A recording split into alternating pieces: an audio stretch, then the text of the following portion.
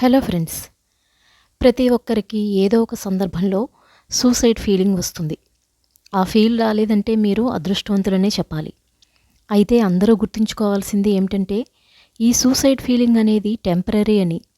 కాలం గడిచే కొద్దీ ఈ ఫీల్ పోతుంది.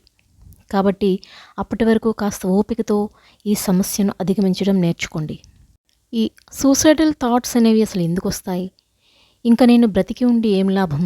నా వల్ల ఏమీ కాదు, నా వల్ల ఎవరికీ లాభం లేదు, నాకు ఏమీ చేత కాదు, నేను ఇక్కడితో ముగించేస్తాను, నాకంటూ ఎవరు లేరు అనే ఆలోచనలతో మన హృదయం నిండిపోయినప్పుడు ఆత్మహత్య చేసుకోవాలనే ఫీలింగ్ మనలో మొదలవుతుంది. ముందుగా చెప్పుకోవాల్సింది ఏమిటంటే, మీకు ఆత్మహత్య చేసుకోవాలి అనిపించే ఆలోచన వచ్చిందంటే మీరు మానసికంగా చాలా నొప్పిని భరిస్తున్నారని అర్థం. ఆ నొప్పిని భరించలేక చావు ఒకటే పరిష్కారం అని భావించి సూసైడ్ చేసుకోవాలి అనుకుంటారు. అయితే ఈ ఫీలింగ్ టెంపరరీ. నిజంగా ఇది టెంపరరీ మాత్రమే. ఈ సమయాన్ని మీరు తట్టుకోగలిగితే మంచి ఫ్యూచర్ మీకోసం ఎదురు చూస్తుంది. భావోద్వేగాలు అనేవి నిరంతరం మారుతూనే ఉంటాయి. ఈరోజు మీకు ఎలా అనిపిస్తుందో రేపు అలా ఉండకపోవచ్చు. కాబట్టి మీ టెంపరరీ ఫీల్ కోసం మంచి లైఫ్ని అర్ధాంతరంగా ముగించేయకండి. అయితే మానసిక సమస్యలు అందరికీ ఒకేలా ఉండవు. మీకు కలుగుతున్న ఈ బాధ వేరే వారికి అంతగా ఉండకపోవచ్చు. కాబట్టి మానసికంగా దృఢంగా ఉండేందుకు ప్రయత్నించండి. ప్రస్తుతం మీరు ఈ దశలో ఉంటే కొన్ని చేయవలసిన చేయకూడని పనులు కూడా ఉన్నాయి. వాటిని ఆచరిస్తే ఆత్మహత్య ఆలోచన నుండి బయటపడవచ్చు. ముందుగా చేయవలసిన పనులు: ప్రతిరోజు ఎవరితోనైనా మాట్లాడండి. కుదిరితే మీతో పాటే వారు ఉండేలా చూసుకోండి. లేదంటే డైరెక్ట్గా కలవడానికే ప్రిఫర్ చేయండి.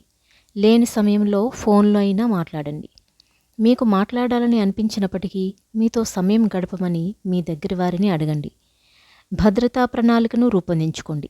ఇది మీ డాక్టర్ లేదా థెరపిస్ట్తో పాటు అత్యవసర పరిస్థితుల్లో సహాయం చేసే స్నేహితులు, కుటుంబ సభ్యులను సంప్రదించగలిగే నెంబర్లను కలిగి ఉండాలి. ప్రతిరోజు మీకోసం రాతపూర్వక షెడ్యూల్ను రూపొందించుకోండి. ఏది ఏమైనా దానికి కట్టుబడి ఉండండి. మీ భావాలు అదుపులో లేనప్పటికీ వీలైనంత వరకు సాధారణ దినచర్యను కొనసాగించండి. రోజుకు కనీసం 30 నిమిషాలు ఎండలో లేదా అలా పార్కుకు వెళ్ళండి. వ్యాయామం చేయండి. ఎక్కువ ప్రయోజనం పొందటానికి రోజుకు 30 నిమిషాల వ్యాయామం చేయాలని లక్ష్యంగా పెట్టుకోండి. 10 నిమిషాల వ్యాయామాలు మానసిక స్థితిపై సానుకూల ప్రభావాన్ని చూపుతాయి. మీకు సంతోషాన్ని కలిగించే విషయాల కోసం సమయాన్ని వెచ్చించండి. ఈ సమయంలో చాలా తక్కువ విషయాలు మీకు ఆనందాన్ని కలిగించినప్పటికీ మీరు ఆస్వాదించే పనులను చేయమని మిమ్మల్ని మీరే బలవంతం చేయండి. మీ వ్యక్తిగత లక్ష్యాలను గుర్తుంచుకోండి. మీరు ఎప్పుడైనా ఒక నిర్దిష్ట ప్రదేశానికి వెళ్ళాలని, నిర్దిష్ట పుస్తకాలని చదవాలని, పెంపుడు జంతువులను సొంతం చేసుకోవాలని, మరొక ప్రదేశానికి వెళ్ళాలని, కొత్త అభిరుచిని నేర్చుకోవాలని, స్వచ్ఛందంగా ముందుకు వెళ్ళాలని అనుకుని ఉండొచ్చు.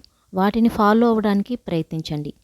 ఈ పనులు అస్సలు చేయకండి. అవేంటంటే, ఒంటరిగా ఉండకండి. ఒక్కసారి ఒంటరిగా ఉండటం మంచిదే. సూసైడ్ ఆలోచనలు వస్తున్నప్పుడు మాత్రం అస్సలు ఒంటరిగా ఉండకండి. ఎందుకంటే ఒంటరితనం అనేది ఆత్మహత్య ఆలోచనలను మరింత పెంచుతుంది. అందుకే మీ స్నేహితులతో లేదా కుటుంబ సభ్యులతో సమయాన్ని గడపండి.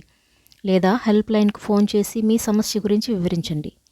మద్యం, డ్రగ్స్ డిప్రెషన్ని పెంచుతాయి. మీ సమస్య పరిష్కార సామర్థ్యాన్ని దెబ్బతీస్తాయి. మిమ్మల్ని వింతగా ప్రవర్తించేలా చేస్తాయి. కాబట్టి వాటికి దూరంగా ఉండండి. విచారకరమైన సంగీతాన్ని వినడం, కొన్ని పాత ఫోటోగ్రాఫ్లను చూడడం, పాత లెటర్లను చదవడం, లేదా ప్రియమైన వ్యక్తి సమాధి దగ్గరికి వెళ్ళడం వంటివి చేయకూడదు. ఇవి మీలో ప్రతికూల భావాలను పెంచుతాయి. ఆత్మహత్య ఆలోచనలతో నిమగ్నమై ఉండకుండా దానిని నుంచి బయటపడటానికి ప్రయత్నించండి. ఇతర పనులతో మిమ్మల్ని మీరు బిజీగా ఉంచుకోండి. ప్రతికూల ఆలోచనలకు దగ్గరకు రానివ్వకండి. ఆత్మహత్య ఆలోచనల నుంచి విరామం తీసుకోవడం మీకు చాలా సహాయం చేస్తుంది.